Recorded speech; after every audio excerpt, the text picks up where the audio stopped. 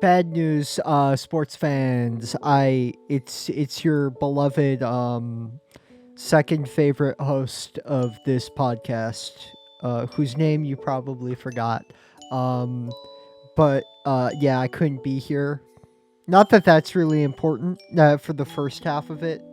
Then I'm back. Also, Kat, if you're listening to this, I wanted to ask you how many Von Dreads you are evil. If you could let me know in the comments or at me on Twitter, I'd really appreciate that. Thank you.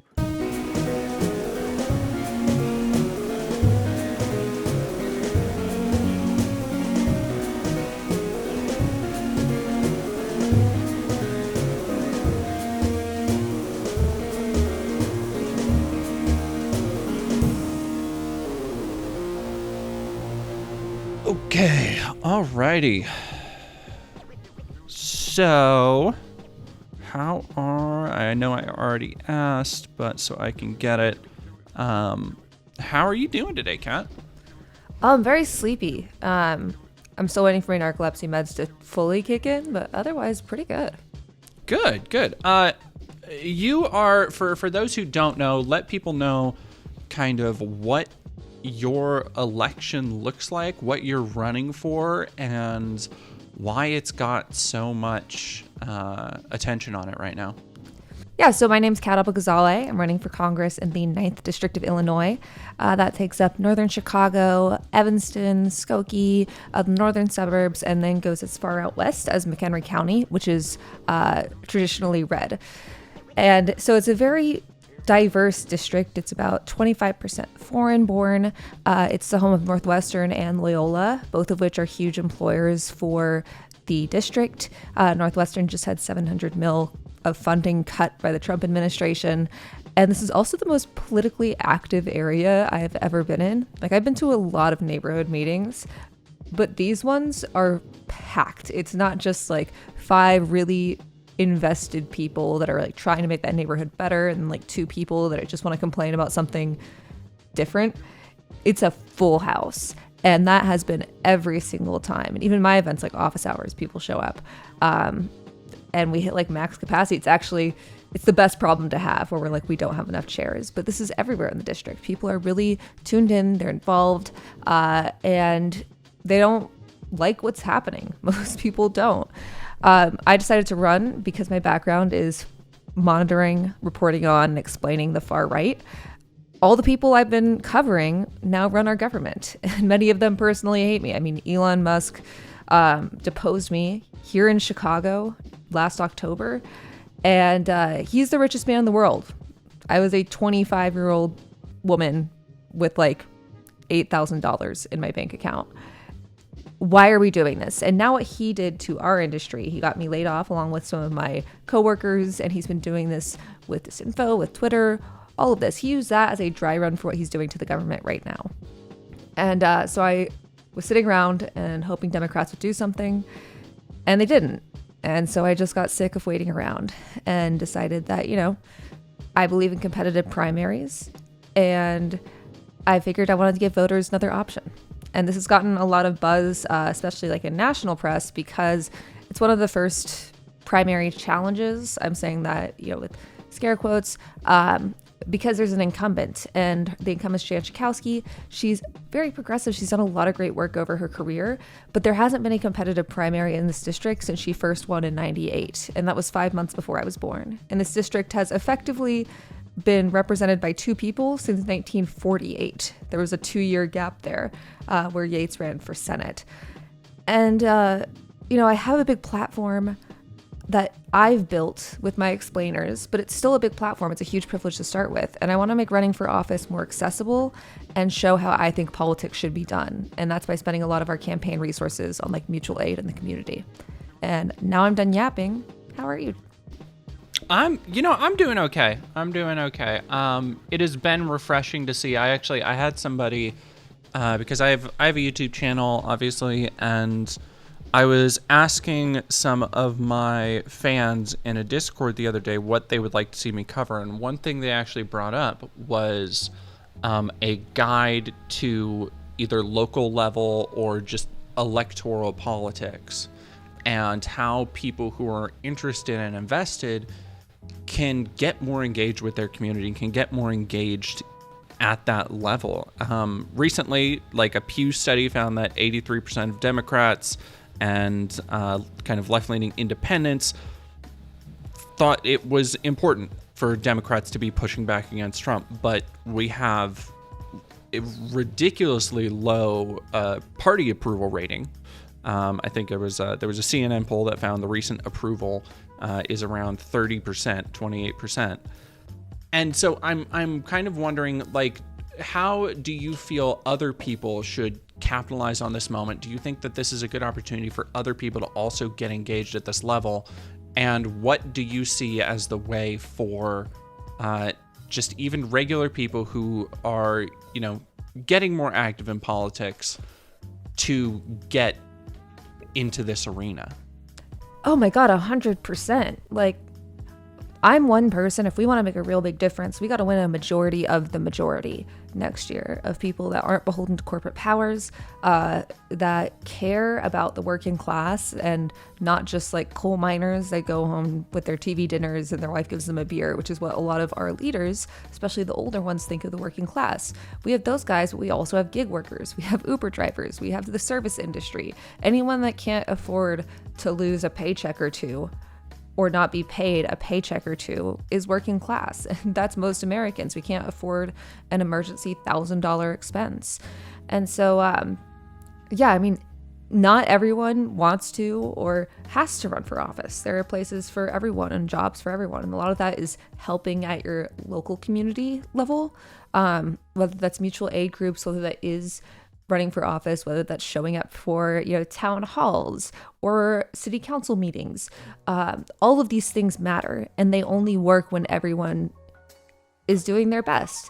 If you do want to run for office at the state or local level, I highly recommend you go to runforsomething.net. It is .net, right? Yes, amazing.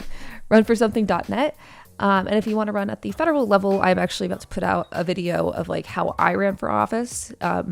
Everything is different and everyone has different ways that they would spend money to get started.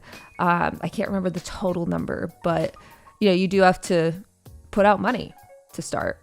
Not a huge amount, but sorry, my meds just kicked in. No, I know. Oh, I know that feeling. Oh my gosh. No, you're so real for that. So you mentioned mutual aid a couple times, and I have on my channel, one of the things I've done consistently over the last year has been mutual aid streams, where we will usually find GoFundMes of POC, trans people who need help with medical debt, medical bills, keeping a roof over their head, and getting a community to kind of galvanize around that and help where they can. And I think people, when people think mutual aid, I think a lot of people think of like community gardens or, these kind of bigger city council meeting initiatives that kind of help everybody, but it can really be a very small, intimate thing, like a one-on-one thing. And I think politicians, you mentioned kind of how out of step a lot of the Democratic, for lack of a better term, the elite establishment is, right? Where they see the working class as this very outdated notion of like, being this blue collar coal miner who goes home to a family and cracks a PBR every night. But, you've done mutual aid at fundraisers, at events with your constituents. There was one I heard about where you collected 5,600 period products. Yeah, I think like a lot of these events, first off, people don't go to political events because they sound boring, but also because you had to pay like $2,000 for a plate. And so like none of our events will have that barrier of entry. And so for our kickoff event, we asked people to bring a box of pads or tampons for Chicago's Period Collective. And we got so many that my campaign manager's car was just like stacked to the roof. I wanted him to get pulled over so bad. Just all pads, tampons, and liners. So what other, because this is another question I get hit with a lot, is this idea of like, what can the regular person do? And you mentioned towards the beginning, like, no, not everybody is going to be cut out for running for office. Not everybody's going to have the money to run for office or the connections or even just like, want to get up in front of a city council and speak. What are some of the things at a very minute local level that you recommend people doing right now? Because we'll get into some of the kind of the modern things that are affecting everybody, but I kind of want to start there with how you see the landscape, especially in a major metropolitan area like Chicago. Like, what do people do to get more engaged? Like, where do people go? Where do people start? I mean, I think for the first part, it's just like your individual level. I think a lot of the problem with today is it's so easy to feel hopeless. If you see trash on the street, pick it up. Just pick it up. You don't need to have anyone see you do it. But that kind of, it makes you feel like you're doing something and you're helping your area. You're taking litter off the street. But also there are a lot of more things. There are so many places in your community, whether you're in an urban area, suburban, rural, I guarantee you there are groups and activities and needs that are around you that you haven't heard about. And same for them. There are things around them that they haven't heard about. So like, one of the things I loved what you mentioned about mutual aid being small. I remember I asked a friend, my flight was delayed and I couldn't go feed my cat. And I texted him and I was like, can you go feed my cat? I'll pay you like $10 because I don't want your time to go wasted. And he was like, you don't need to pay me. I think that friends should just help each other. And I get that like you want to like pay me for my labor or whatever, but just like do me a favor later on. And I was just like, that was really nice. And I think when we go into our world thinking that way, it makes it seem a lot less scary. And yes, there are community gardens and big projects like that, which are awesome. But it can also be checking in on your elderly neighbor and seeing if they need help with grocery delivery. It can be going to one of the events you see at like a coffee shop, like the flyers in the window. That is a great way to figure out what's happening. And just, I know it's scary to go out there, but see what things are about. You don't even have to talk. And maybe you'll make some friends. Maybe you'll find some ways to help your community. Also online, there are plenty of things that you can do. There are a lot of like, in my experience or something that I do is online groups for people that want to learn how to speak English or get really proficient in conversational English. And like you can Zoom call with someone and have them talk with you and just like, talk back to them and just tell them about your day. These are things that it sounds little, but it's not. It means a lot to others. And Trump is creating all of these gaps in people's needs. And part of the reason we're in this mess is that this country hasn't met people's material needs in a very long time, or hasn't been trying to at all in a very long time. And so those material needs are important. Tampons and pads, for instance, those are material needs and they're expensive. Even with Illinois that has, eliminated the tampon tax, helping meet people's material needs will inevitably and always be a good thing. Like the streams that you were talking about, those GoFundMes, that's great, but you also don't need to necessarily do something with money. You have a grill, you can help make food for people. Someone in your life that's struggling, reach out and ask how you can help, or just take it upon yourself and try to fill that gap where you see it. I might just be rambling here, but this whole system is structured to make us feel helpless, and we don't have to. We just launched this high school public service grant program. So high school students that have like a mutual aid or community service project this summer in mind, they can let us know what they want to do and we'll help them with resources, our money, our platform, our volunteers to make it a reality. And we're just trying to find really creative solutions to things around us because we don't want to feel hopeless. Well, that sounds very nice. It also kind of sounds, I think, to some people, they would say it sounds like, woke, commie, liberal, Marxist garbage to have empathy and understanding for other people. One of the things I've seen thrown around, particularly as it comes to the kind of the Democratic establishment, was that this idea of Kamala losing the election because the Democrats got too woke, because they leaned too far into progressive ideology, progressive politics, respecting people's pronouns, all of these kind of things. And I kind of wanted to get your impression of that, because from somebody who also, I do my best to stay updated on politics and commentate on everything that's happening. It seemed more to me, especially as a trans person, it seemed more to me that the Democratic Party, Kamala, Biden, were trying to appeal to the right wing in a broad way, as opposed to, like we've been talking about, these working class interests, the interests of the, for lack of a better term, the interests of the proletariat, the people who are currently suffering the most under both, it should be mentioned, like you were saying, that the material needs of Americans have not been met for a long time, is that a lot of the things that are happening under Trump are getting drastically worse, but they are continuations of a lot of the things American people were feeling under Biden as well. So I kind of wanted to get your read on the direction the Democratic Party is going in, and this idea that they need to get, we've seen a lot of, they need to get less woke. They need to stop paying attention to these kind of progressive ideas and spaces. Yeah, I mean, we all know that campaigning with Liz Cheney, talking about how you own a gun at every opportunity and saying that you'll follow the law regarding trans people is very woke. We all know this. But to be serious, the answer is not, we didn't lose because Democrats got too woke. It's because they refused to listen to their own base. They didn't give their own base something to vote for. In fact, sometimes they were outwardly hostile to any criticism of the party. And that should be welcome from your supporters. You should be happy they're holding you accountable. Otherwise, you're no better than Trump.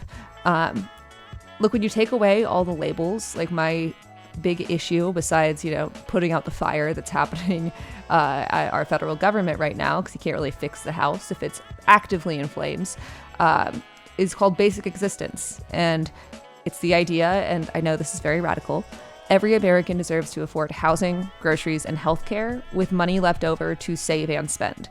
To take their kid to the zoo or go to the movies, but also have some money to create that cushion. And most people can't do that right now. I mean, I know I can't. I was talking about, the money to set up, and we spent, less than $10,000 to get set up. I had $200 in my bank account by the time we launched the campaign. And so when you strip away the labels, and when you're not a complete moron when it comes to messaging, that resonates with the vast majority of people. And it's a lot harder to scapegoat trans people or scapegoat immigrants or scapegoat any minority when people's material needs are met. I mean, my background is following the far right. And the reason that a lot of people, I say as someone who grew up Republican, I grew up in a Republican family. And when I was 15, realized, oh, wow, a lot of what I truly believe in my heart doesn't really align with this party. And it's hard to admit that you're wrong. It's hard to admit that you believed a lot of propaganda, but none of us are immune to it. And people like Rupert Murdoch and Peter Thiel spend billions every year to convince us of these things. The reason a lot of people are in that boat is because they're scared. And fascists thrive on taking advantage of fear and inflaming fear and trying to make it worse. And there will always be people who are racist, homophobic, sexist, transphobic, all these things. But there are a lot of other people that have just been in this echo chamber. I was one of them. And we have a system that is built to keep them in it and to make them scared. And everyone wants their families to be safe and happy. Everyone wants their loved ones to live a good life. And if you're scared, you want someone to say, I hear you, and here's my solution. And Trump was the only one to do that. And the solutions were bad, but he was saying, I hear you. And Democrats, in contrast, were saying, everything's fine. Nothing's wrong. And if you think that they're wrong, then you want Trump to win. And that just doesn't resonate with people. So I guess a lot of people have talked about on that note, you've had a lot of people coming around. There's been, news articles about, this person voted for Trump. Now they regret what they're seeing.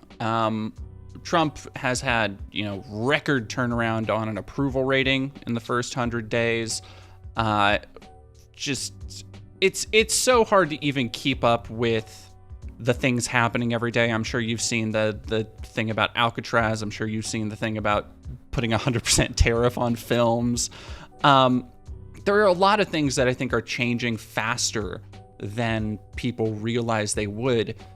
One of the things I've been saying consistently is that the Democrats, the liberals, the centrists, moderates, progressives, whatever you want to call them, shouldn't turn their back on the Trump voters who are going to be disappointed, because like you were saying, people, even if they believed a lie, even if they bought into propaganda, a lot of people did it because they thought it would be the best material outcome for them, for their families, for the economy, regardless of the other things they were hearing. So I guess my question is, what is your advice for people to try and look past the idea that, Trump supported all of these things, that these people supported Trump, who is doing all these things, who is doing all of these, extrajudicial doesn't even quite cover it. Like they're arresting judges. Tom Homan was saying that, basically teasing that they're going to start arresting mayors of sanctuary cities. Like, it has become openly authoritarian in a way that I don't think people really thought would happen this quickly. How do you recommend people reckon that with his voter base and still try and reach out to them and get them to understand that? I guess like empathy is unfortunately, it's a hard thing to come by right now. Yeah, and it's a muscle. You have to develop it and flex it and make sure that it doesn't atrophy. And, I say that you never have to justify your existence to anyone. And if someone is at that level where they're forcing you to justify your existence, it's not in good faith. But if someone is coming to you in good faith and saying, look, I'm curious, or you're talking with them and you're like, yeah, shit sucks right now. And they're like, yeah, it does suck. I think that just trying to remember a time that you were wrong and what that feels like, just remember that. And some people are not at that point where they are ready to reckon with maybe changing their entire view that they've had their entire lives. Once again, that is difficult. I am so proud of my parents. I started realizing this stuff about the Republican Party right before Trump came in. But my parents, as soon as he was in there, they were like, we do not fuck with this man. None of us did. But since then, they have reflected on and developed new political views. And they're, obviously older than me. And it's really, really hard to say, wow, I believed X, Y, or Z, and it was all bullshit. And I thought this about this group, and that was bullshit. And that was something I truly believed. It's fucking difficult. So if someone's coming to you in good faith, you're talking to someone in good faith, just keep that in mind. And this is about the working class versus the ultra rich. It always has been, and that's why they pit us against each other, because they want us to fight against each other and not them. And when you once again strip away the labels, tons of people hate Obamacare, but they love the ACA. When you strip away the labels, a lot of people will agree with that message. And patience, I know it's hard, especially when you have to have patience with people or viewpoints that have actively attacked you. But people getting hurt, it's never just limited to that one person. It's their kids, it's their community, and it will eventually lead to you as well. We need as many people as we can to fight against fascism. So if someone regrets their vote, or regrets not voting, welcome to the team. One of the things, and it's fitting you bring up, kind of the idea of people being hurt at an emotional level, because one of the things I think in the last year has really shown across partisan lines, shown this wider acknowledgement of these material needs not being met, of people realizing how messed up the system is, was Luigi Mangione. And what happened to the healthcare CEO, who was, obviously shot in cold blood in the street. But you had this outpouring of, if not support, then indifference to this person that, most people didn't know who he was. Most people didn't. If you asked who was the United Healthcare CEO, nobody had a clue. But simply hearing that a healthcare CEO, so many people recognized because they had a family member who, was suffering under crushing medical debt. They knew somebody who wasn't able to get healthcare coverage. It was this very wide recognition of these injustices that are kind of inherent to this kind of system of exploitation for workers. But along with that, I think, and you can see this too, you see this with Elon, you see this with Trump on social media, there is this kind of worrying trend of callousness, of indifference to human suffering, to pain, to violence. And it's hard, like it wears on you. I'm sure you know this, going on social media all day, on all sides of the aisle now, to see this kind of vitriol thrown around. And not to sound like too much of a, liberal cuck. I was trying to say, how do I say lib cuck in the nicest way possible? But like, without, how do you kind of see that progressing, and how do people not allow it to take over? Because I think it's very easy to turn to that anger and turn to that callousness. Yeah, I mean, I get it. My job has been monitoring and fighting the far right, many of whom have sicked their followers on me and my family, like harassed my mom and stuff like that. And it's not fun. And the thing that I always come back to is, oh, this is making a tech guy richer, because algorithms are made to fan the flames. They want you to be angry. That's what they get the most engagement on.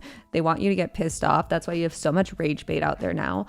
And so it's really easy to fall into those patterns. And so what I try to think about is, someone says something stupid online, like something ignorant. If they're not, outright like saying a slur or like very clearly a Nazi, and if they're not a leader in their movement, move on. They're not worth your time. And frankly, most of these people are not worth your time. What's worth your time is you and the people that you know and the people that you love. The internet used to not be real life. Now there are two spheres of life, the real world and the internet. But you have to remember there's that second sphere. And since I've started running for Congress, I've had a lot of completely batshit lines thrown my way, even more than usual, which has been fascinating. I mean, you guys are listening to this on audio, but I'm Palestinian, but I don't look like it because I have fake blonde hair, I have blue eyes. We're just getting out of winter in Chicago, so my skin's a lot paler than usual. But I've dealt with so much more racism than I did growing up in post 9/11 Texas since running for office. And so like, it's just, but when you're on the campaign trail, when I'm talking with people, that's not the case. I've had some people come in hot, even like with topics they're really passionate about. And I'm lucky because that's another thing. If you're thinking about running for office, you'll have to grow a thick skin. And I already have by covering the far right. So I'm kind of ahead of the game in that regard. But when you do it face to face, like when you're say it to my fucking face, not even in a mean way, but just genuinely, people aren't nearly as combative. And I haven't had a single interaction on the campaign trail where we couldn't end the conversation agreeing on a lot more than we disagree. So you bring up your heritage, your background. I think for a lot of people, you already, and people in the media have noted this, you already draw kind of parallels to AOC, to members of the squad who were elected, during Trump's first term. And to varying degrees, I think people have been either happy with or not happy with a lot of the representation from the squad over time. And I don't want to bring up the recent thing that's been going around social media, because that's a different thing. But the idea that AOC, for example, has been lax on arguing in favor of a ceasefire or arguing to end the suffering in Gaza.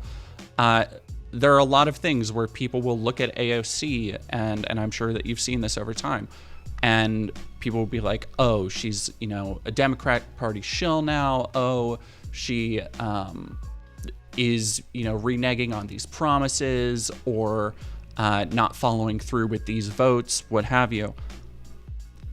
And I think that is a lot of people not quite understanding the reality of electoral politics, where, and I've said this before, that sometimes, I think a lot of people go into these things wanting or at least promising to change the system, and through just sheer overwhelming weight, the system changes them.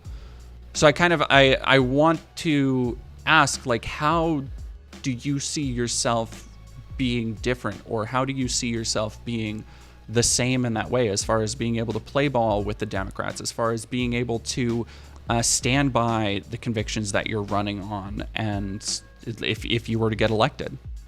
Yeah, I mean, a little bit of defense of AOC here. Like, as a Palestinian person, she has been describing this as a genocide. Like, she has been calling for a ceasefire earlier than most members of Congress.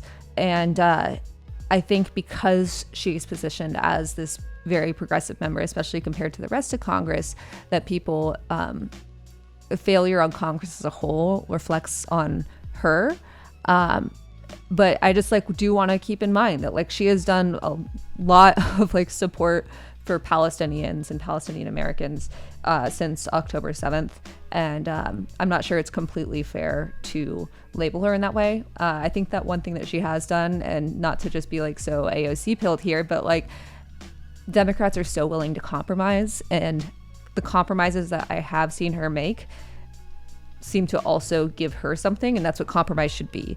And with Democrats compromising as a whole, a lot of times they give everything and receive nothing in return. I do think compromise is necessary for legislation, especially in a country as diverse and currently divided as this one. But both sides need to get something if you want actual compromise. Compromise isn't just letting the Republican Party do whatever they want. As for me, like I said, we can't just win my election. We have to win a majority of the majority. We need to have people in power that are willing to fight for the working class. I mean, every single major social movement, civil rights movement, everything. You have people that lead it, but there are also thousands, millions of people behind the scenes that you have no idea about, or people that some people might have an idea about, but not the general public. And that's really what this is about. It's not just about winning one seat. We need a majority of the majority. We need to build coalitions that can not only win, but govern together. I think what the Working Families Party does with cross endorsements is brilliant. The idea of a third party in America, we see everything in black and white, all or nothing here. And really what we should be doing is creating little Venn diagrams across our political system, where some overlap, some don't. And then it allows other parties to build power. As for me, I don't know what Congress is going to look like in 2027. And my answer really depends on that. I think, so to your point about just the kind of what Congress is going to look like and the ever-shifting field of politics right now, it is, like we were talking about earlier, the administration and the way that they are overstepping bounds, ignoring judges. It has been a long-running project now in conservative politics to depict unitary executive theory over the idea that judges are supposed to be any kind of check to balance of power. And I'm wondering what happens, what is the... Okay, let me back up a second and say that I continue to see people on Twitter or on Blue Sky say things that oh, Trump is doing this and this is illegal, but judges are going to stop him, and the judges aren't stopping him, and the Democrats on Capitol Hill are not stopping him. So what is does that continue to look like in the future? Like, what is the recourse you see if we continue down this path? Yeah, and by the way, probably got time for one more question after this because I got to go out at 10. It's really fucking scary. This is an authoritarian regime. And I think that part of the problem is that a lot of Democrats and people who oppose Trump are unwilling to admit that because it's scary, because our checks and balances have finally begun to fail.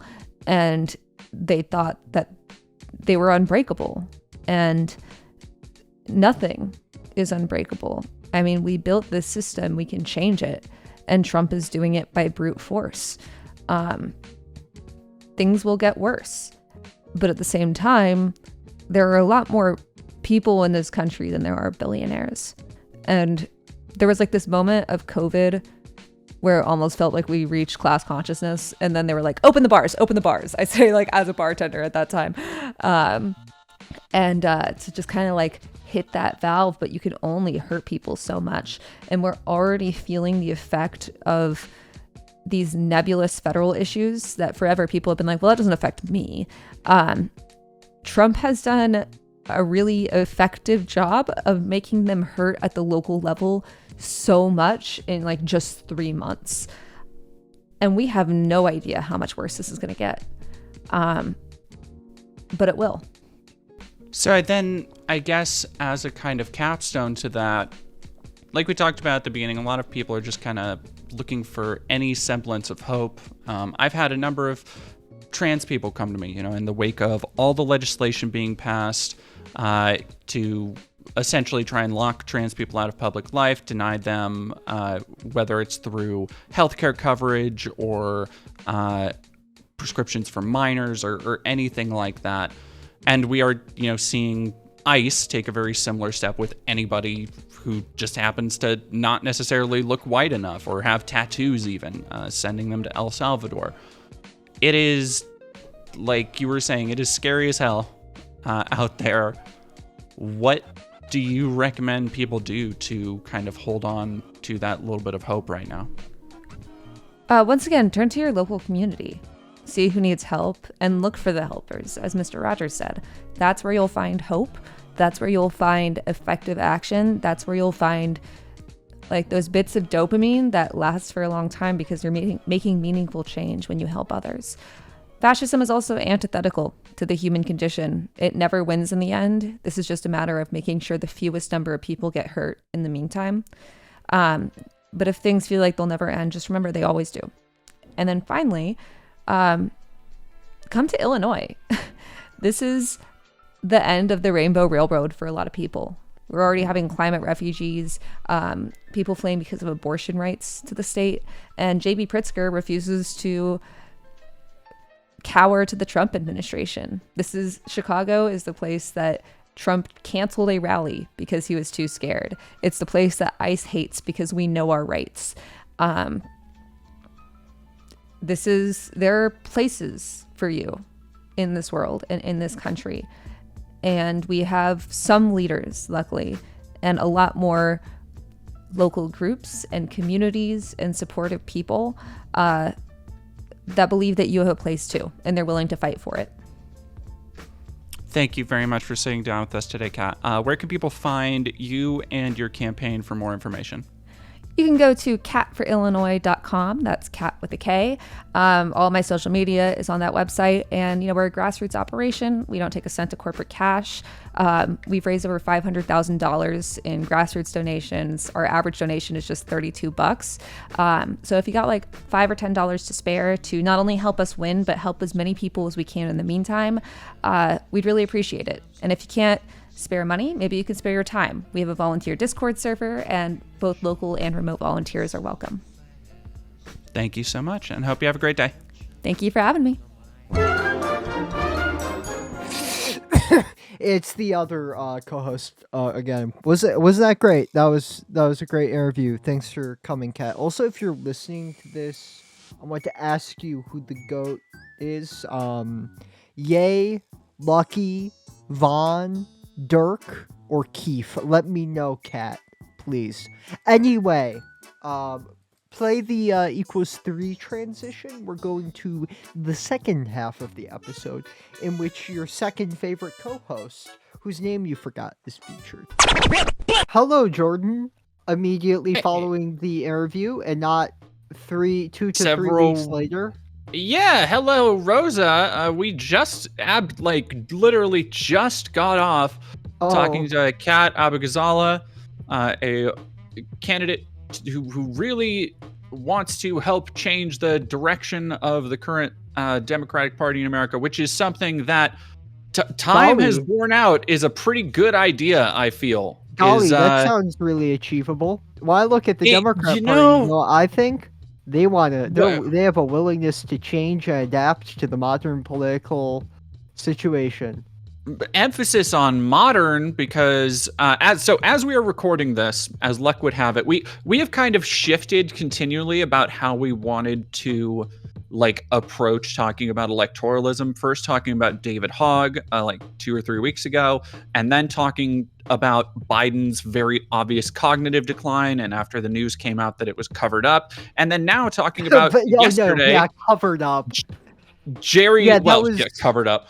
That was covered up the same way. I cover up my cat with a blanket. Yeah. I don't know. It pretty fucking easy to see what's under there. It's about as covered up as a penthouse model in 2003. It's covered up as a whore going to a party. Yeah, it is as.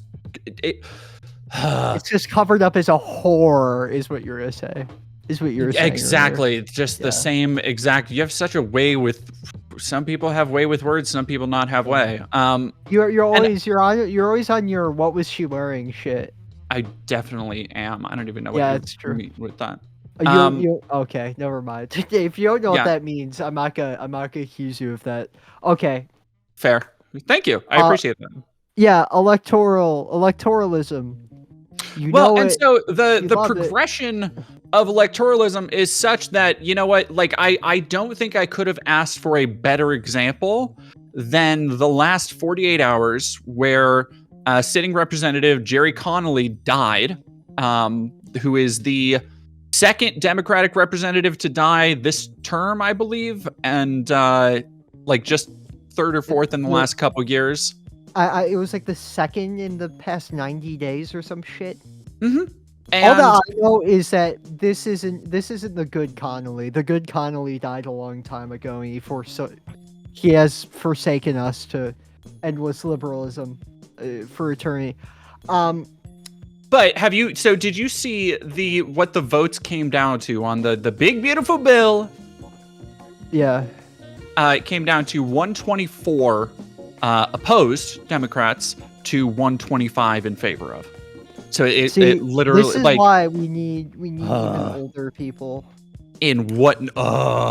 See why? So they'll all die halfway through the voting process. History keeps marching forward, my friend. People. Everybody acknowledges the fact that the Soviet Union in the 90s was comedically geriatric.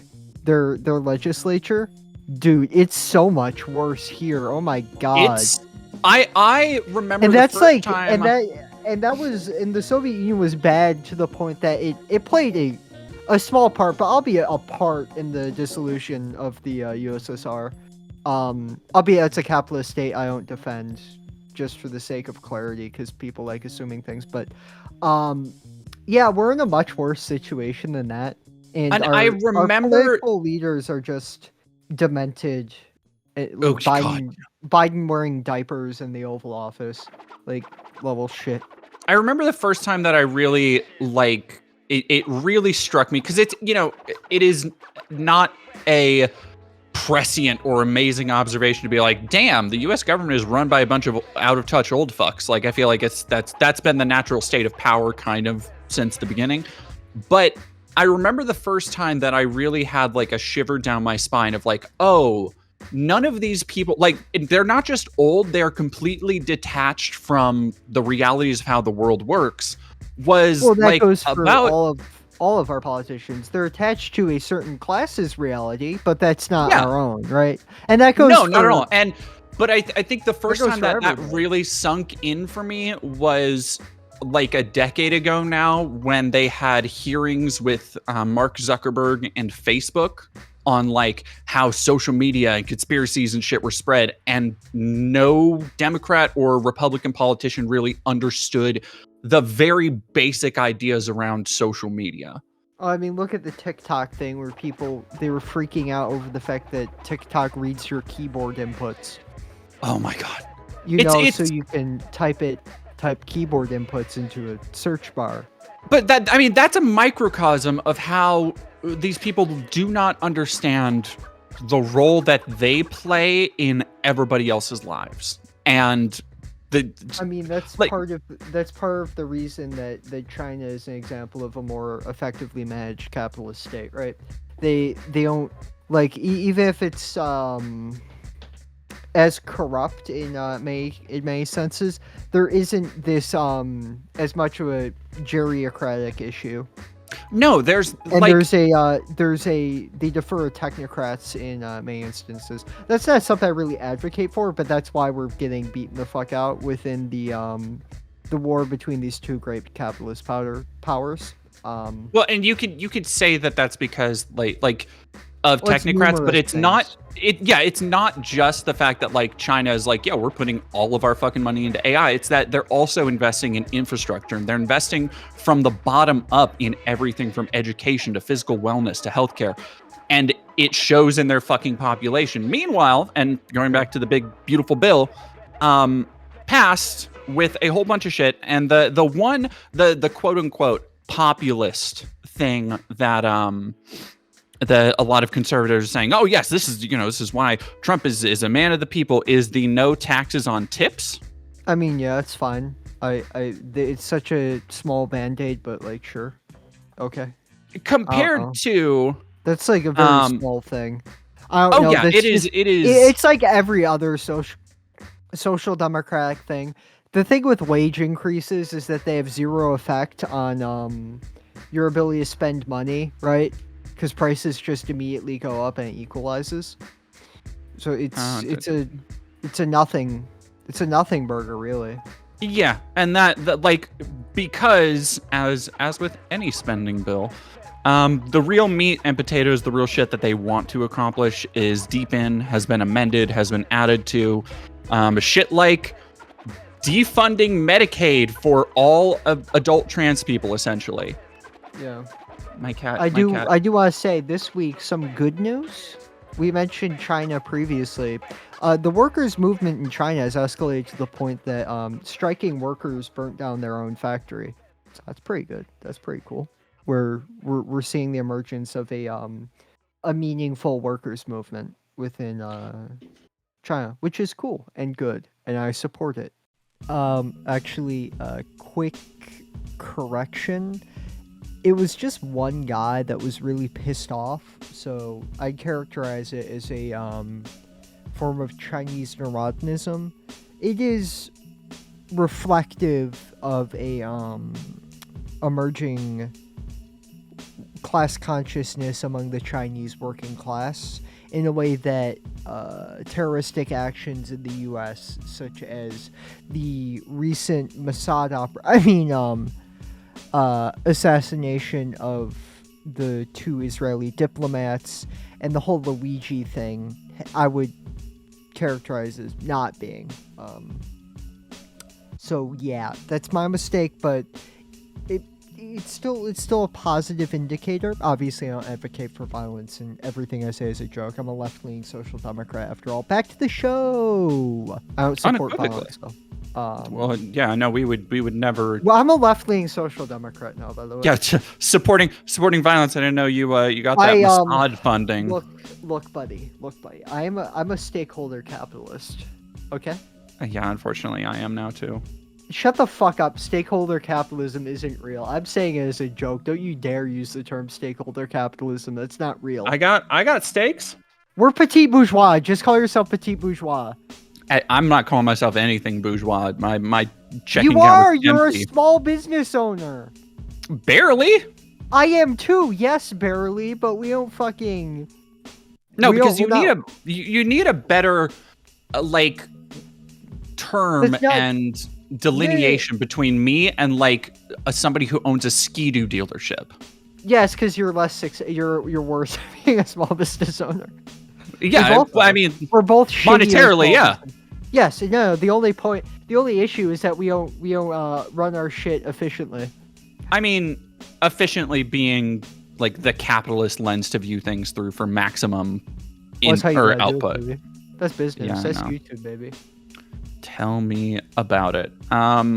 Yeah, this have you really looked through the big beautiful bill? the big beautiful bill, which No. I cannot fucking I've been believe. focusing on getting my rightful Canadian citizenship due to the fact that my grandparents were Canadian citizens. Oh, you're so lucky I you can know. have that sweet dual citizenship Yeah. before America invades. Oh, well, I would support an American invasion. Liberate the good people of Quebec, Mr. Trump. Open up all the maple syrup reservoirs. Let the syrup flow. You're a racist. Let's talk about it. By the way, what did you think of my goblin, my new viral meme that I came up with? I thought it was Goblin Reacts. Did you so like great. my goblin accent? It was, yeah. If you're a big Goblin Reacts head, leave a comment. All the big goblin heads in the chat sound off down below. Yeah, I wish I was able to make it to the interview thing. I really wanted to ask her how many Von dreads she is evil.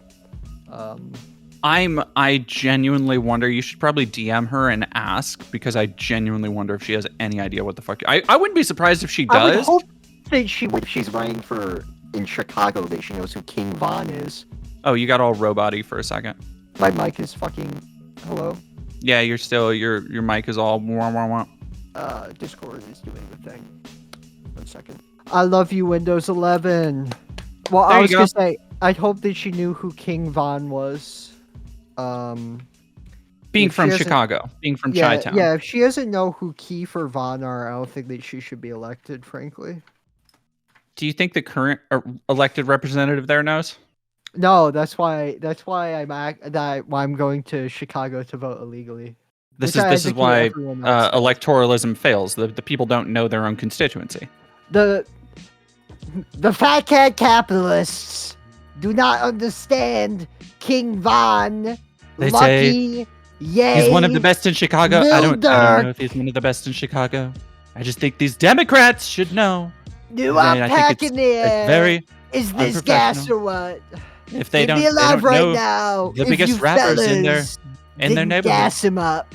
And I just think that you should know who the biggest rap. This has been a great bit. I'm so glad we did this. Yeah, that's really great. I like how we're doing it over each other. So you made a video about Heil Hitler.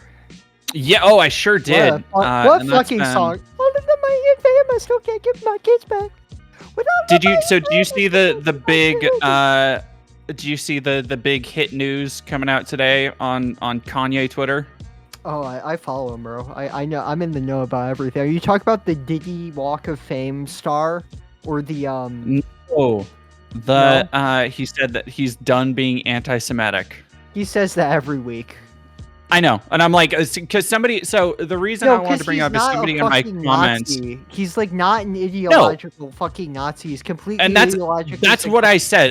And somebody in my comments was like, I think it's infantilizing to say that he doesn't know what Nazis are, and I'm like, no, he shows that either unironically so subparly intelligent that we should reopen the sanitariums, cut off his balls. Discord decided to censor you. You've been censored by Big Discord. Oh, are you back? Hello? Okay, I think I hear you shuffling around now. So I got censored by Big Woke because it wasn't. Yeah, Big Woke shutting down your King Von. No, it wasn't very woke of me to say that Ye should be thrown in a sanitarium and have his balls chopped off so he can't breathe anymore. And I apologize to the Jews in my computer for saying something that mean. You know what would have helped? I'm reading this article on what's in the big bill. I wanted to hear and about the YouTube comment. I want to hear about. I love complaining about YouTube comments. It's my favorite thing to do. Oh, it was just somebody saying that, like, somebody kind of woke scolding me for being like, isn't it actually a little infantilizing to say that he doesn't know what being an... Yeah, that was basically it. And I was like, I didn't even respond. Yeah, I didn't even respond, and I was like, no, like I make it clear he's a grown ass adult, but like he's just that stupid and self-centered. He doesn't understand what his ideology. People are stupid, Jordan. Anyway, Dude, why is it that Diddy Kong is named after P Diddy, but you know that Donkey Kong Diddy's him with his big banana? You ever think about that? No. I can't. I can honestly say that is, the human life is such a wonderful mystery because every day you think did it? New thoughts that you've never thought before, and maybe nobody in the history of the world has ever thought before. And I'm just saying that's crazy. I'm having those thoughts right now. After P Diddy, but you. I don't know if that's right. Yo, it's true. We're said that they named Diddy Kong after P Diddy. How so? No, I'm not. How you haven't looked into the big beautiful bill at all? No. So I think the biggest thing, I'm like Ethan Klein, you're like Hassan. This is like leftovers, buddy. This is leftovers of the leftovers. Yeah. You're D tier Hassan. I'm F tier Ethan Klein. Oh God, our crash out in 3 years is going to be so wild when you can't stop talking about me. I'm starting to not be so sure about these. There's no good way to do that bit, huh? Is it? It depends on where you're taking that bit. Yeah. I on my own shit, I'd take it a certain way, but I need to stop reading your YouTube comments. I need to start saying shit more and reading comments less. That's my fucking problem. Yeah, I mean, like, I've gotten to a point where if it's not a genuinely like nice or positive comment, or it's not asking a genuine question, chances are I will not engage with it. Because like I don't have the time, or it's like the shit getting dragged into all the VTuber drama. It's like I just do not have the time or energy to give a shit. On my fucking timeline, there's one PNG. It's not just me. There's one PNG tuber I like, Sunflower Smith. Shout out, please come on my show. But other than that, it's just every time I see a fucking VTuber on my timeline, they're like, oh yeah, they're a direct descendant of Heinrich Himmler, and directly responsible for the Holocaust. And they're also weird about the age of consent. Yeah, why? The VTuber, like, and there is a VTuber that you maybe fucking talk to, nice person, but she's a vor. She's a vor VT. She said call herself a vor tuber. Oh, Anna? Yeah, what the fuck is that? I mean, she does like kink sex work. Like that's her whole thing. I guess that makes sense. It's just every time I see VTubers, there's some insane shit. I mean, so there is like no hate. There is no daylight in between the VTubers who are like, soft uwu, at like legitimately cool, sweet people who just do it because look, I'm like VTubing is like wrestling. Half of those are like weird lolly bait shit. Yeah, like half of them, because a lot of them are just into making it for like the character. Like they want to have their OC, they want to play video games, they just want to chill. And then it's like a 50-50 coin flip if any of them are also terminally 4chan brained, like lolly weirdos or internet Nazis. Yeah, because there are a couple VTubers I like, but it's mostly like, I don't know, I think of them as streamers that use an avatar or whatever. Yeah, I mean, that's what it is.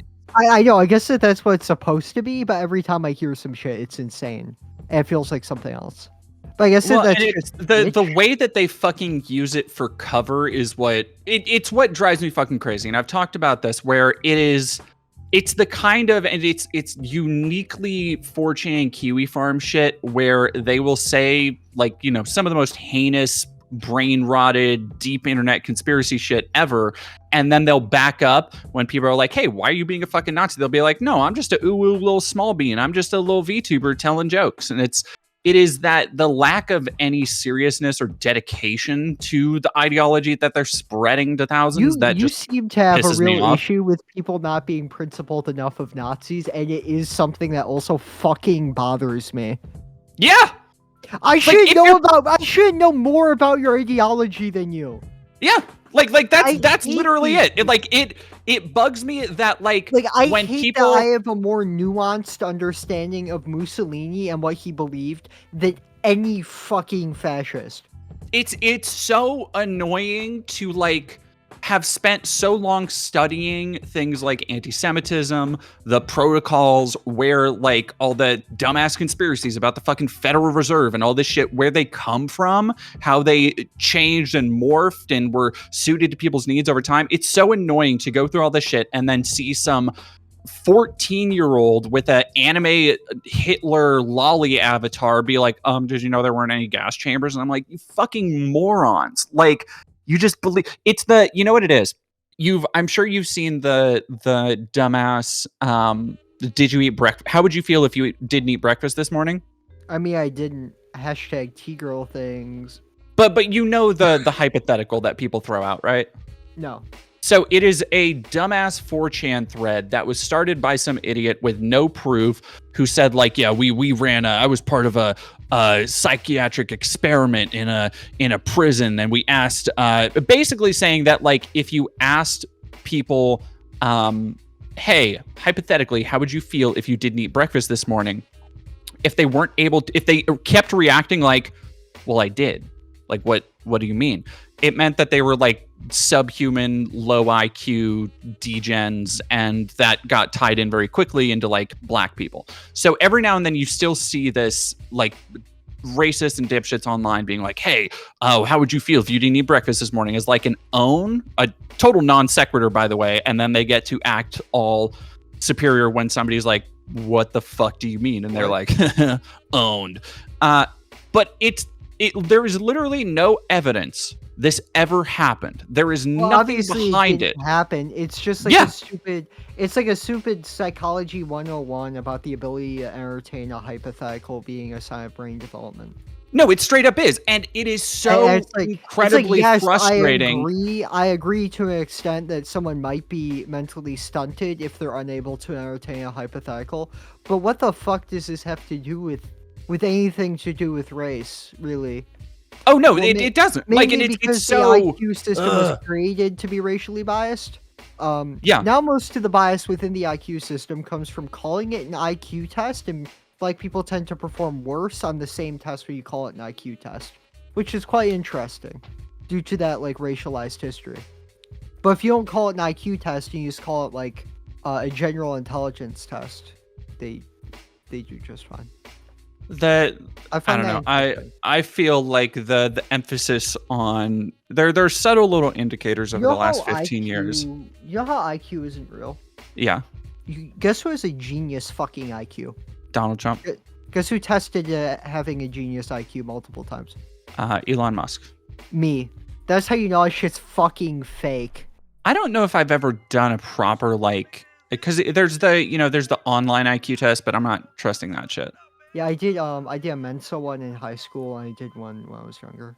I would for it's fun so in the same way. In the same way I would look at a horoscope. I would be interested in the same way I would do a hey, what fucking transformer are you quiz. I would be interested in taking one, but the idea that so many people put so much okay, that is literally the amount of stock people should put into IQ tests. Imagine if you had these fucking manosphere dipshits out here being yeah, I took a fucking I took a personality quiz on Facebook and it says I'm Jon Snow. Yeah. Honestly, real Jon Snow. The only really meaningful quotient of intelligence is how much you read and if they're fucking children's books. Oh god, don't we cannot let this leak onto Book Talk. People will be so mad. My idea of a children's book, by the way, is if it is written for a young adult. Drool on me? Like, what I, you? you know Are they what's so gonna fucking drool on me sad? aggressively? I'm not gonna get an STD. These people don't get pussy. It's fine. Because in order to get pussy, you have to read. I've read my way into several vaginas, my friend. You don't understand that, because I'm aristocratic as fuck, and you're not owned. Have you probably don't like go on TikTok or anything, do you? I don't use TikTok, no. I don't like Smart. short form content. You can't let the Chinese have your data such like a that. fucking boomer, dude. You know what I get excited about my day-to-day? Video essays? Sharing coffee with my girlfriend, reading, Oh, that's so talking gay. about books, clothing, and Trader Joe's everything bagel seasoning that you put on the cream cheese. So That you it's put not on the messy. cream cheese. So it's not messy like a normal everything bagel. And my weekly locks and capers. Oh my god. These are the things that get me excited. These are I mean, they're the simple pleasures in life. That's what you have to Yeah. like take in at some point.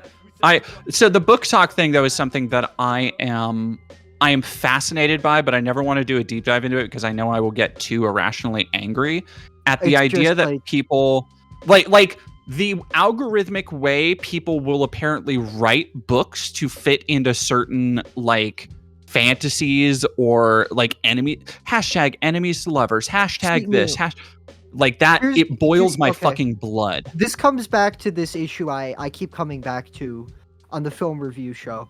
Come hosting 5K 2025, by the way. Go sub to that. Also, go sub to my new co-host, Unijoy's channel. She's very nice. Much love, Kite. Here's this thing I keep coming back to when it comes to, like, cinema. It feels like people are incentivized to be emotionally stunted and intellectually stunted at 16 years old, and they have a set of brands that they're fans of. Like, they're fans of the Sonic the Hedgehog brand, the Mario brand, the Minecraft brand, the MCU brand, the Disney brand, etc., etc., etc., Star Wars brand. And all that they're willing to engage with is things inside of that brand, which is why I get so quite rationally frustrated with the fact that so much of film just seems to be prequels, sequels, spin-offs, and then you just get these people being so fucking irritating about the fact that I analyze these movies as films, and I often rate these films quite low because most of the time they're schlock.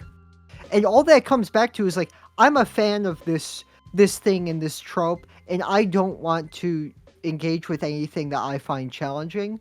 So I'm just going to consume media about this brand I like for the rest of my life. No, it's so I'm writing where you're similarly stunted in the same way as Sonic people, but it's for like books that you read at like 12 years old. Or even just like it's You're right, because we have people who are now 30s going into their 30s and 40s who are still reading like Hunger Games-ish shit. Like they're still reading fucking John Green and fucking Perks of Being a Wallflower. Like it is, you know what it reminds me of? It actually reminds me of the weird way anime focuses on high school age protagonists. And you have all of these fucking adults. Like it's the one thing that even as a teenager, it kind of rubbed me wrong about shit like Persona, where it's like, this game is great, but I do not identify with these fucking characters at all, simply because I'm a goddamn adult. Yeah, like it's there's a reason I like frustrating Eva, because it's about like traumatized children, which is why I like Eva a lot, rather than like this weirdo, strange fetishization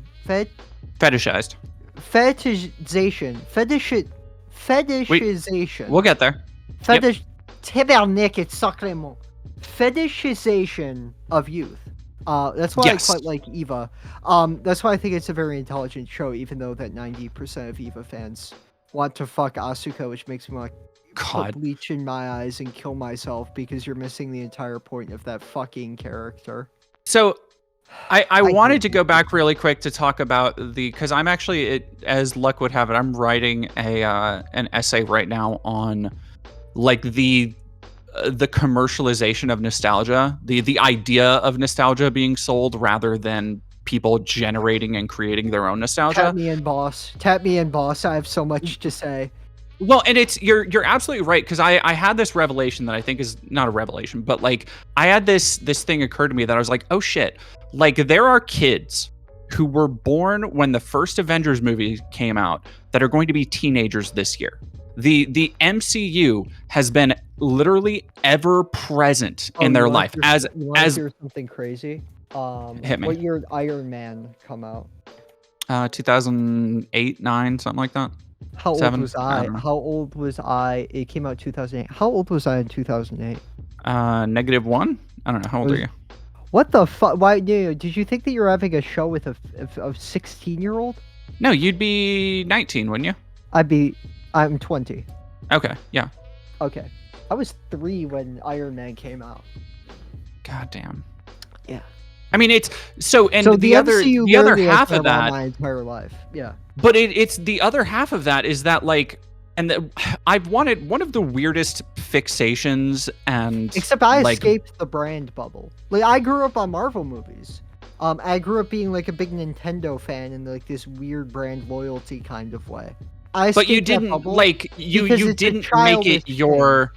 Well, I made it my personality when I was like 12. I think that's a normal but that's thing. Because you're a child. 12. Yeah. But people think that this is this okay thing to do now. And it's like, I don't know. I think it's incredibly weird to like list out your fucking fandoms in your Twitter bio and you feel a need to clarify your multi-fandom. What the fuck does that mean? That means you like multiple things?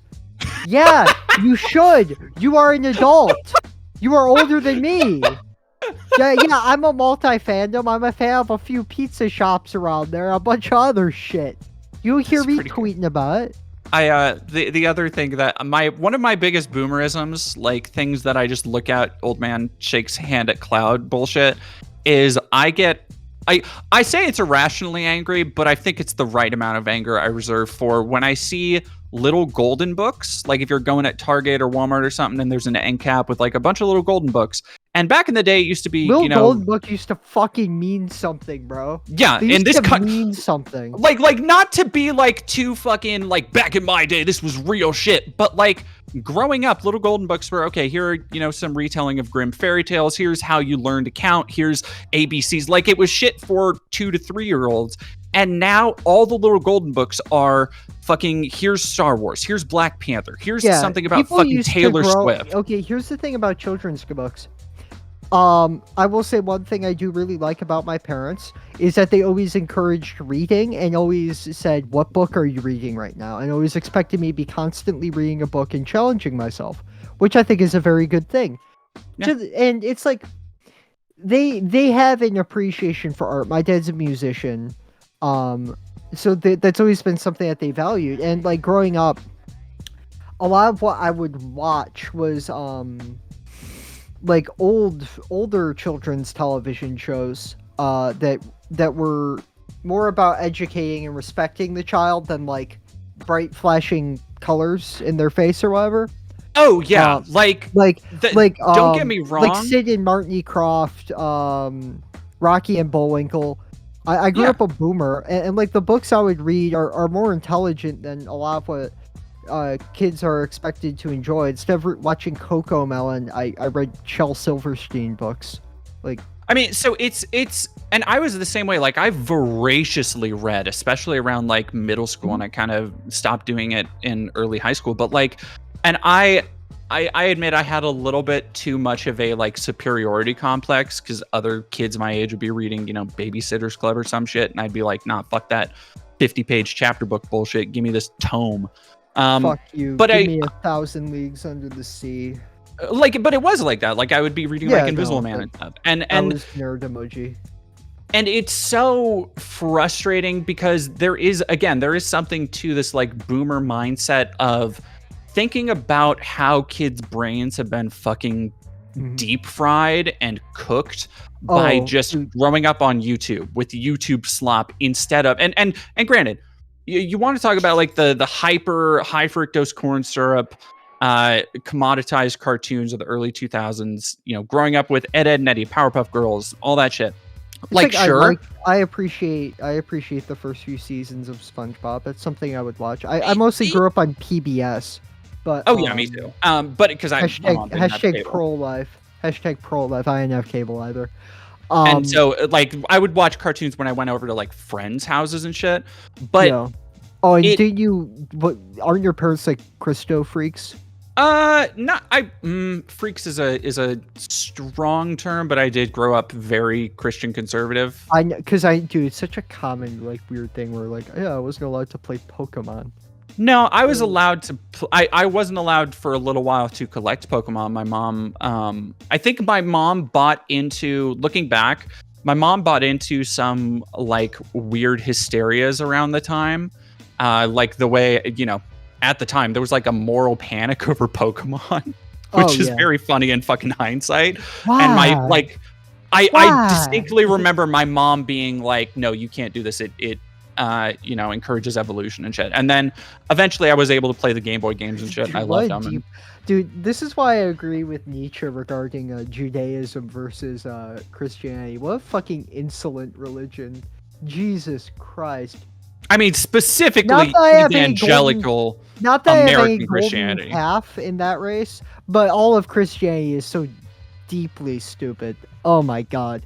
I mean, it's getting stupider. There's a great Well, it's always been like this strange corruption of I'm not gonna get into it. I mean, I'm not gonna- it's morality police shit. Like because there's always I don't know. for an Most of American. what it comes down to that I dislike. The reason that I do like Jewish philosophy is the idea of if there is a God, due to the fact that we're created in his image, he's as petulant as us, is at most indifferent, if not resentful in many senses, which I like. But like this fucking all-loving God shit is fucking weird. It doesn't make sense, and that's why you just have to cope with saying, oh, he works in mysterious ways, because Old Testament shit was completely fucking different. Yeah, you people. I feel like we've gone in a big. I was gonna say I feel like we've gone in a big circle because No, we haven't. We've done ADHD. we Big have bill. oh What's in the big we've bill? What's in the big bill? well no because I wanted to go back and talk about the kind of like eternal man children Oh ification yeah, of culture. yeah. Because And I I think really that has a lot to do with like the current state of politics and especially the proliferation of these like it ties into this VTuber type shit. Like it ties into the state of electoralism and the state of like people who push these Trumpian ideas because they just have no conception outside of the things that they've been sold, outside of like it's when you see the like this is what they took from you shit, and it's an AI generated street in the 1950s that has never existed, that has never looked like that. Yeah. And people have unironically they latch onto it as this like ideal, and it's so sorry this is people a are lot just of what raised to be fucking stupid. I don't know if people are raised to be or if it just happens through complacency and I comfort. don't know. It's deeply strange, and Because like often I uniquely American. oh no it I don't know. definitely is. I don't like psychologizing really, but it's like childhood development is something I think about a lot. Like I plan on adopting. That's always something I've like valued. But this shit, it's just fucking weird and scary. It's like slop culture we live in, you know. It is, and Like, I so don't one want, of the like other if I have a things. kid, I don't want it like frying its brain on cocoa melon. I mean, if you're being generous, say you have a kid in the next 5 to 10 years, that kid is going to be fucking getting brainwave implants into their eyeballs of AI generated Elmo and Big Bird. Yeah, I'm Like- gonna. like I'm the- gonna. I'm gonna. Okay, in a decade, I'm gonna adopt a kid with my girlfriend. We'll raise it on the same Sid Martin Croft DVDs and Rocky and Bullwinkle DVDs that I had growing up. So that way the kid doesn't like the Russians. That's good. And then they're big and successful like me. It's a joke, but there is something. looking forward to the way all of these things, because America is a culture based on how shit is sold to you and what's being sold to you. And it's the capitalism as a culture. the immediate proliferation of things like AI, the immediate government support and massive adoption of it by big corporations tells me that like in the next 15 to 20 years, people who are holdouts against AI are going to be regarded like the fucking Amish. No, yeah, and like I agree that it's the anti-AI shit is as backwards a culture often as the Amish. Yes, because there are legitimate social utilities to AI. Like sure, but that it's the same thing. So I likened it to reviving dead languages. That's very impactful. Oh yeah, like that kind of shit. Sure. There's so many great things it's used for. It's just because what's profitable is the issue. And this is why I don't like this whole like anti-AI thing. That's like being anti-computer. Like computers can be used for terrible things, but it's not like fucking the blockchain, where I legitimately can't think of a good social use for other than buying and selling drugs, which is a good social use for it, which is why I do think that crypto has legitimate social utility contemporaneously. But in the case of AI, it's a lot richer than that. I do dislike a lot of the like weird Luddite attitudes that a lot of people have towards it. The thing I think that like it's the Luddite argument in the same way people say like abolish the police or defund the police, is that like obviously this is something with more nuance to it, but to get across how I feel about this argument, I am saying fuck AI. Like, and it is I likened it to that, but I likened it to something like cloning, where like we banned cloning with the intent to make a whole person. It is illegal to make a clone of yourself, a genetically identical person. Well, the issue is capitalism. I don't have any sort of moral or ethical objection to human cloning. I mean, I absolutely do. But the thing with AI... from a materialist lens, what's the issue? Can we agree that there's no soul? No. Okay, you believe in a soul. Okay, that's a sound argument. It's just not materialist. That's fine, but I was just curious. I mean, like I think it is a far more like it's a philosophical question of like, okay, what's to stop then Elon Musk from making 10,000 more Elon Musks and putting them in charge of shit? That's why I said the issue is like capitalism, you know? Yeah. But like at its core. That goes for a lot of things. At that point, I'm anti-t-shirt and anti-clothing. But I mean, the thing with AI is that is the true issue with it. Like when you look at, and I've talked to you about this a little bit, this idea, this is another script that I've been writing, this idea of like the way people have jumped on AI to abdicate like social responsibility and like not social responsibility to each other, but to yourself as a human being, I think is seriously going to lead to like, okay, you already have these massive growths in depression among like Gen Z and millennials. You already have these massive psychological issues because people feel like life is hopeless. People look around and see that we're not doing anything to help the environment. Everything is constantly getting worse. Wealth quality continues to grow. So what if you fucking turbocharge that by also giving people literally nothing to strive for and put themselves into, because they can just press a fucking button and an AI will spit out their college paper, and they've gone through the world with even less understanding and even less humanity and attachment to that humanity. That'll just lead to systemic collapse. Yeah, but which, like, I mean, that's inevitable. It's inevitable, but it's also not going to stop AI from continuing to grow and continuing for people to rely on that. Because I feel like it's going to be used in a very different way when you remove like the commodity form from the situation, which is most of the issue. I mean, like, the reason that people want to cheat on their education is somewhat understandable and valid. They want to be able to get a living wage. But without that reason behind it, people want to pursue education because they want to be educated. You know? Yeah. There's not that need, which is so much of it is just an issue with the mode of production which AI is operating.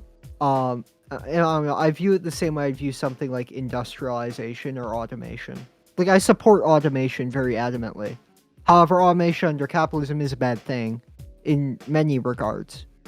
When it comes Like, to art and artistic progress, I I cannot see AI as like literally anything good. As an art critic, I think that most AI art is slop, but it is art undeniably. I agree with my friend Rhyme from Michelle She Kickflips.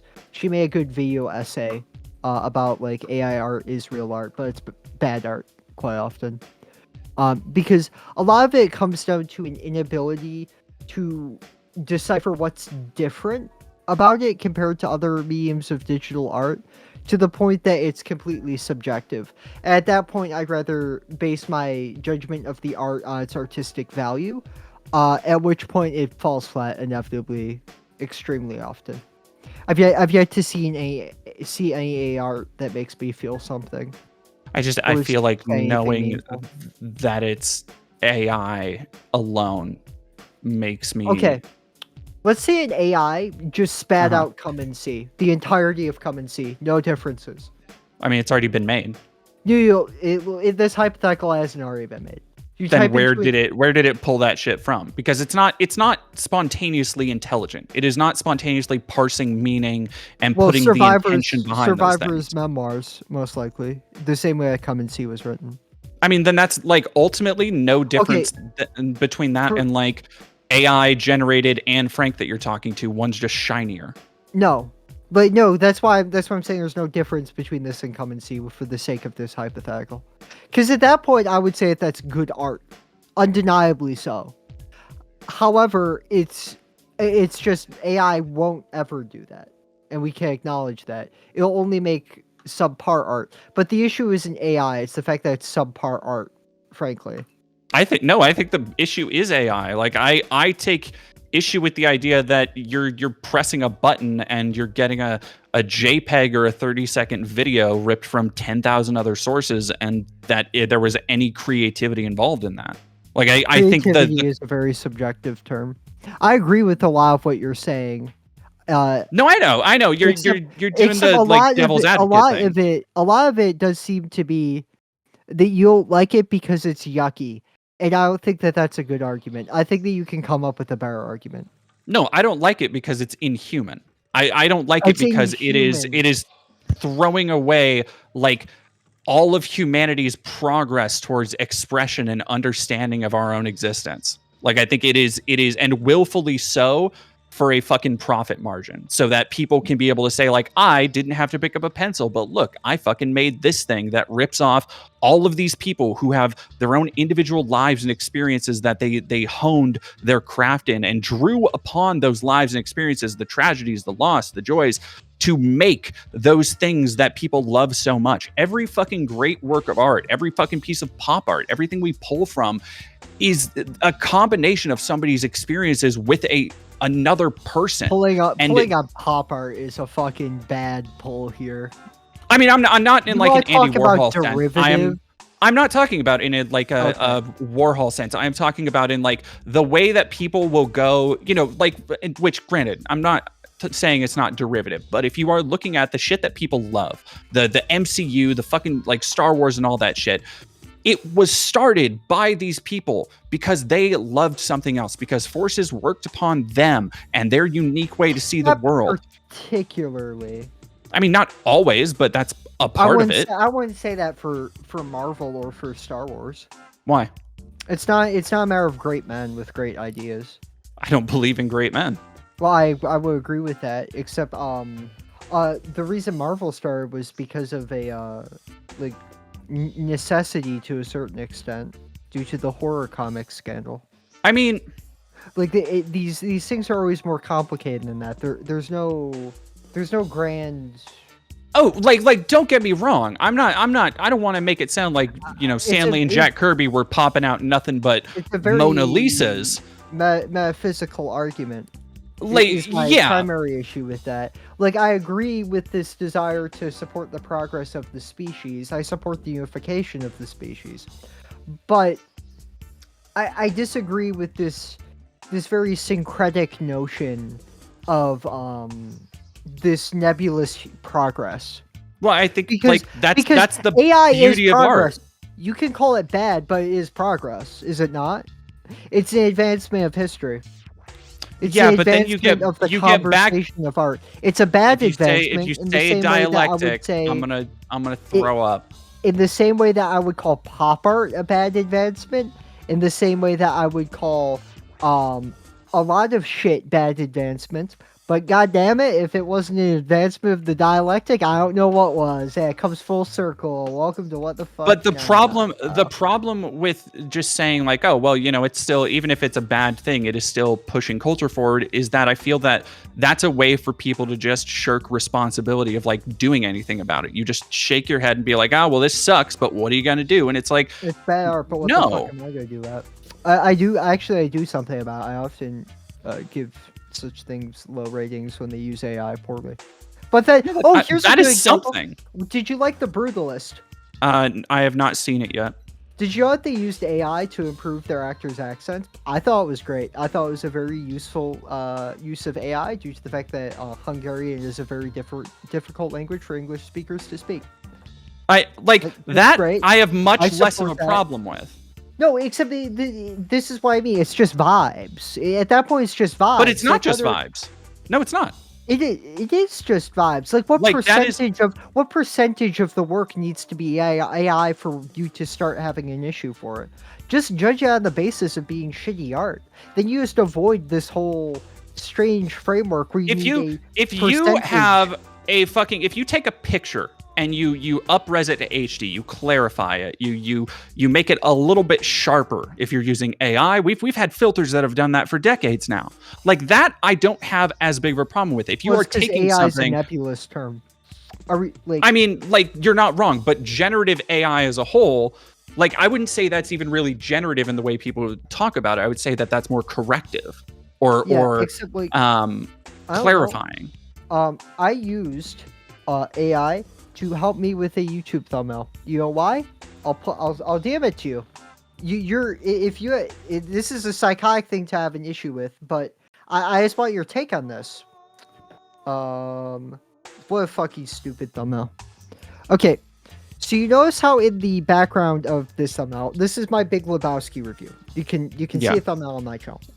Mm-hmm. You notice how in the background it's like a advice animals joke, like the fucking star, the triangles in a radial pattern going towards the center. Yeah. For some fucking reason, that's an impossible pattern to just find. I'm not gonna spend an hour and a half making it in Photoshop. So I went to ChatGPT, told it to make that pattern, and I put it in the background of it. You would never know that's AI. That's such a tiny asset, but it is AI. Does this remove any value that the problematic Lebowski might have? I wouldn't say so.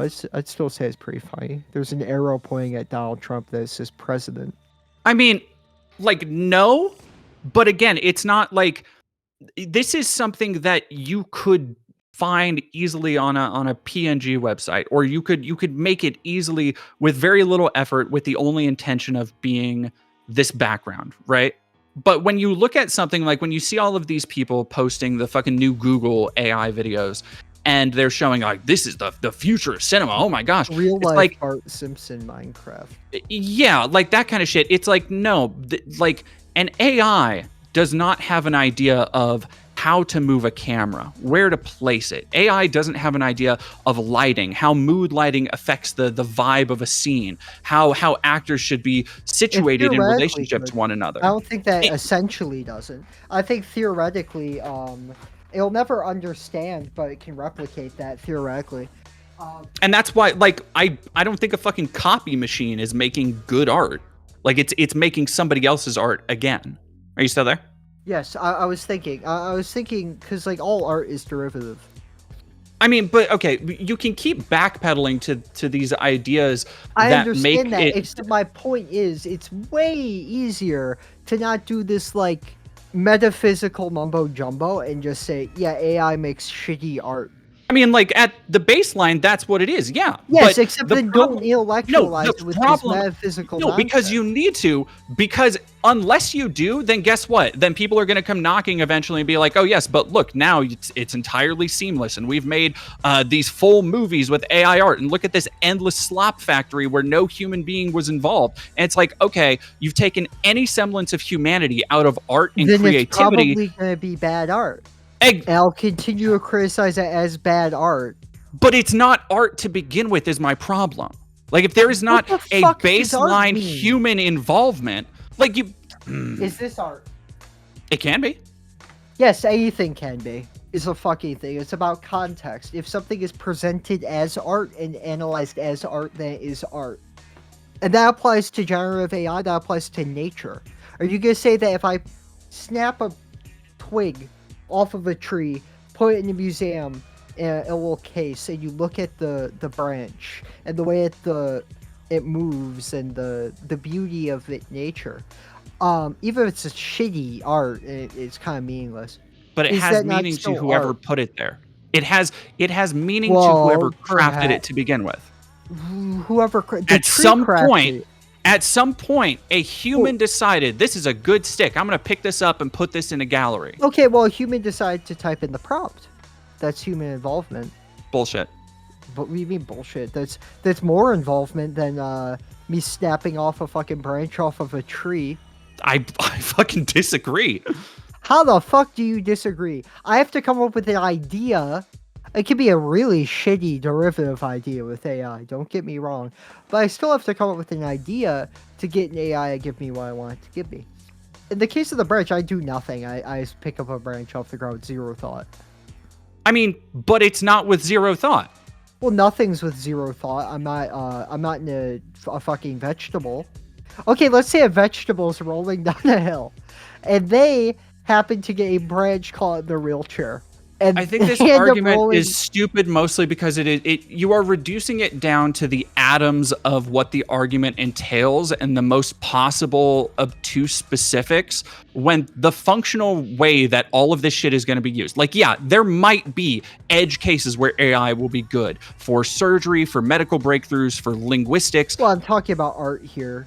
That's what I'm saying. It's like, but as a whole, it is currently terrible, not just for art, but how we interact with one another, and especially interact through art. Like our society is slop-filled enough with all the bullshit that we have. And I agree with you. Except the only difference I have with you is because I think that any line drawn between AI art and art proper is a very blurry, arbitrary, metaphysical one. So my perspective is, it is art, except that 9 times out of 10 it just fucking sucks ass. Actually, like 9.999999999 repeating times out of 10 it sucks ass. But my problem here is that if you don't have these metaphysical ideas, right? If you do not approach these ideas and talk about philosophically, okay, what is humanity? What is experience? How do these things work upon us?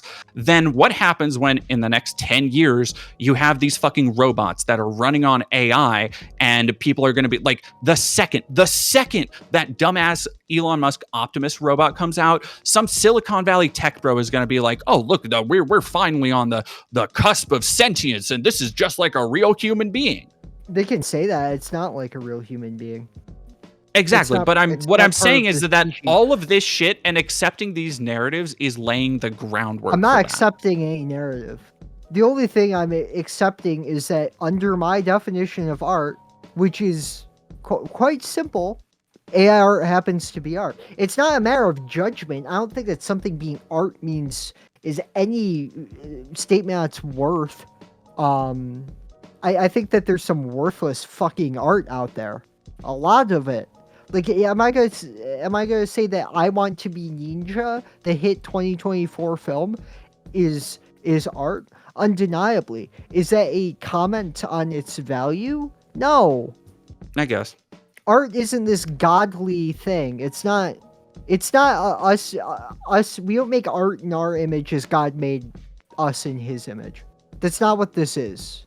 God isn't real, and art is just what is presented and analyzed and understood as art within any given context. Welcome back to VGG. We're doing debates here all day. Do. Yeah, I don't know. I guess I just have like higher ideals of what all this shit means. Yeah. I mean, it's and not what it's not like you care more. We both deeply care. Oh yeah, I'm not saying that you don't care like, about art. I think I'm just an have artist, I'm a musician, I'm an art critic. Like this is something I think about and care, but it's something I think about very deeply. Yeah, no, I can tell, and I do too.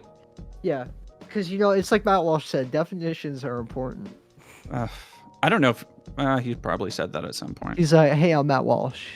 What if he was gay? What if he was gay and bald? I legitimately don't think he has any kind of sexual attraction. Like if I'm being entirely honest, I don't think he like feels that at all. I think very much like a like some kind of fungus. He just procreates. That he just has a indescribable natural instinct that just he's like adapts an him to IVF his head, like Elon. He's not. He had like I mean I don't think he is. I think he actually fucks his wife, but it is the. You think he makes her wear a burqa? I can't even really imagine what sex with him would be like. I cannot imagine it's pleasant for her. Dude, he is the type of guy to make his wife wear a burqa around the house, but still be really Islamophobic. Without question. Yeah. I can't wait to get the comment. How are burqas oppressive? I don't know, but you tell me. What's your circumcision take? It's worked out well for me so far. Oh, that's good. Yeah, I honestly have very little, so to speak, skin in the game. Literally and figuratively. I love you freaky ass goyim that do the weird Jew shit too. I don't really care. Like I know there's a whole big thing out there about people who get real mad about it and like, oh, you're destroying. It's like, if it turns out fine, like everybody knows what a cut dick looks like. It's fine. Nobody cares that much. I think it's bad and backwards and wrong. Yeah. Like the kid's not gonna grow up caring. Yeah, like I have never. And again, this is from my personal experience. Maybe there is somebody out there who is desperately like, oh God, I wish I had a foreskin. It can get botched and shit. Yeah, and like that, I think is the unnecessary. I don't see the I think it's unnecessary. Why the fuck did I ask that? I have no idea. I just got dick on the brain. As many such cases. Yeah. Anyway, this has been a podcast. This has probably been a podcast and a half. Thank you for listening to Chinese bootleg Chapo. I've been Chinese bootleg Felix. I could probably be Matt. You're Chinese bootleg Matt. Yeah. Okay. I'll take that. Getting irrationally angry at people for no real reason. Subscribe to my channel instead.